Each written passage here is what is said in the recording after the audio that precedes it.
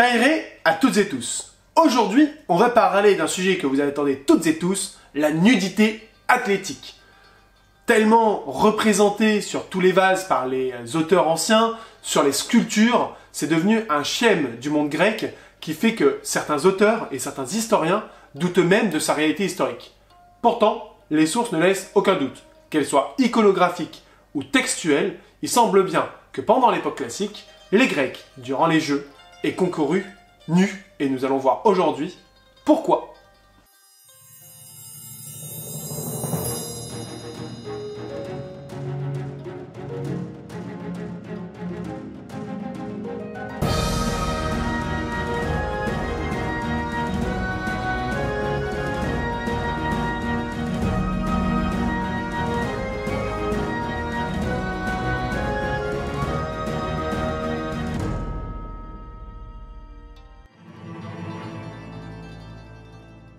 Selon la légende, ce serait Orsippos de Mégare qui, durant la 15e Olympiade, aurait remporté la course du stade en enlevant son périzome.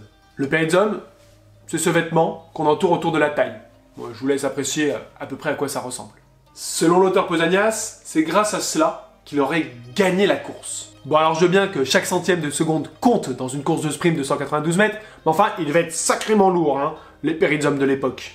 En tout cas, Orsippos de Mégare a bel et bien gagné l'Olympiade de 720 puisqu'il a donné son nom à cette dernière, car comme vous le savez, les vainqueurs du stadion donnaient leur nom à l'Olympiade en cours. C'était le suprême honneur, mais on en a déjà assez parlé. Mais ce qui est un petit peu plus particulier, c'est qu'il a reçu un honneur parmi les honneurs d'être enterré sur les lieux mêmes d'Olympie, non loin du premier vainqueur de la course de stade, Coreb-Delis. Et ça, c'est quand même particulier. J'imagine très bien cette première fois.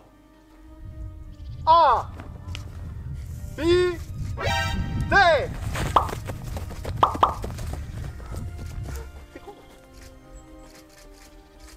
Orsippos de Mégare, vainqueur! Bon, c'est mon interprétation personnelle. Ce qui est certain, c'est que les Grecs considéraient que le vainqueur des Jeux était désigné par les dieux eux-mêmes, qui reconnaissaient en lui le détenteur de la vérité et qui faisait de lui le héros du moment. C'est pourquoi par la suite, les autres Grecs se sont dit, on va l'imiter. Thucydide, un autre auteur antique, nous donne une autre version. Pour lui, ce n'est pas Orsippos de Mégare, mais bien Akanthos de Sparte qui pour la première fois aurait couru nu dans un dolikos, c'est-à-dire une course de fond de 4600 mètres, parce que selon Thucydide, à Sparte, c'était la coutume. Quoi qu'il en soit, et peu importe la version que vous préférez, sachez que les deux concordent sur un point. Cela est arrivé en 720 avant notre ère, ce qui fait remonter la coutume de la course nue, et donc des pratiques sportives dans le monde grec nu, à un temps très ancien. Si cela peut être remis en doute, il faut savoir qu'à partir du 6e siècle, il n'y a plus aucun doute possible, les sources iconographiques et textuelles nous montrent bien des athlètes nus, et certains disent que ça serait tout simplement pragmatique, ils ne voudraient pas que des femmes puissent se déguiser en hommes pour concourir. Au 6e siècle, c'est tellement important que les lieux où on pratique le sport s'appellent les gymnases, littéralement les lieux où on va nu. Et d'ailleurs, le terme de gymnoi, c'est-à-dire celui qui va nu, est employé tout autant pour les guerriers sans armement qui vont à la guerre, à côté des hoplites, que pour les athlètes qui concourent nus sur les stades. Et si la raison mythologique semble un petit peu scabreuse, cette nudité athlétique bien attestée au 6e siècle va devenir un marqueur identitaire de l'hellénisme face aux barbaroi. En effet, dans de nombreux textes, les Grecs se moquent de ces barbaroi qui ont honte de se montrer nus et qui ont la peau tout pâle. A l'inverse, le citoyen grec, lui, ose se dévêtir, se montrer nu, notamment dans les gymnases, pour afficher son corps, kalos kagatos, beau et bon, c'est-à-dire qu'il est beau esthétiquement parce qu'il s'entraîne et il est donc bon pour sa cité, car en s'entraînant, il est prêt à la défendre, notamment avec les armes. Donc montrer sa nudité dans le monde grec, c'est pas du tout une honte, au contraire, c'est un honneur de prouver à tout un chacun qu'on est apte à partir à la guerre. Ceci dit, l'acte de se mettre nu n'était pas si anodin que ça. D'abord, les vases ne nous montrent que des athlètes ou des artisans en train de travailler nus, sans doute pour plus d'aisance et éviter de salir leurs vêtements, et ensuite les textes ne nous donnent que 3 occasions où un grec va se mettre nu. Les rites initiatiques, les compétitions athlétiques et enfin le fait d'aller au gymnase. Pas question du coup de se balader nu dans la ville d'Athènes, car bien que ça ne soit pas choquant, ça aurait semblé extravagant à tous les passants. C'est un peu comme si vous baladiez en tenue de lutteur moderne dans un magasin aujourd'hui. Ça n'aurait pas de sens. Let's go! Par contre, cette nudité, c'est un vrai marqueur social. Dans le monde grec, dans les compétitions, tout comme au gymnase, seuls les citoyens peuvent venir. Et encore, quand je dis les citoyens, les femmes, souvent, en sont bien exclues. Ainsi, avoir le privilège d'afficher sa nudité dans certains contextes est un marqueur social par rapport aux peuples non civilisés, aux hommes non libres et aux femmes qui bien souvent sont reléguées à d'autres positions dans la société. C'est valable à Athènes, par contre à Sparte ou dans d'autres cités, eh bien ça peut changer. Et je vous invite à voir une vidéo qu'on avait fait sur le sujet.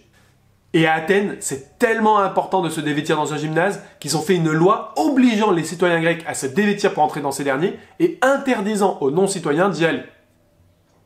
Si nous revenons au monde du sport, les textes nous parlent des philosophes un petit peu âgés qui parfois allaient dans les gymnases pour simplement admirer les corps athlétiques et nus de leurs jeunes élèves, prêts ensuite à recevoir leur enseignement. Alors évidemment, toute cette nudité pouvait poser des petits problèmes à certaines personnes ayant de l'homo-attirance. Alors, si cela n'est pas condamné du tout dans le monde grec, eh bien c'est hors de propos à l'instant T. Il faut éviter ce genre de manifestation dans un cadre sportif. C'est pourquoi certains athlètes, pour éviter ce type de désagrément, s'attachaient un petit lien de cuir au bout du membre viril et autour de la taille, afin d'éviter des manifestations intempestives de désir dans un moment inapproprié. Ce petit lien de cuir, les Grecs lui donnent même un nom, c'est le kynodesme, littéralement la laisse de chien, et vous pouvez le voir sur certaines représentations. Évidemment, ceux qui portaient la laisse de chien justifiaient cela par le fait que c'était plus confortable, notamment pour éviter les ballottements dans des pratiques un peu physiques, si vous voyez ce que je veux dire. En réalité, elle sert surtout à éviter le grossissement du membre viril. Car oui, pour les Grecs, maîtriser ses pulsions est un marqueur de civilisation, à tel point que les petits pénis sont un symbole de vertu que l'on voit sur les statues, à contrario des barbares qui auraient un sexe un petit peu plus gros, un petit peu plus flasque, comme les satyres ou les barbares, preuve qu'ils ne sont pas capables de maintenir leur pulsion.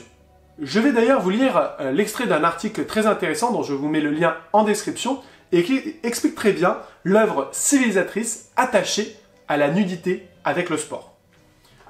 Selon Thucydide, dès le 6e siècle avant notre ère, la nudité et le fait de soindre le corps pour l'entretenir sont associés au progrès, mais aussi à l'abandon des armes dans la vie civile, au caractère policé des hommes, à une société pacifique et isonomique, c'est-à-dire où règne l'égalité civique et politique, et donc à la diminution de la violence.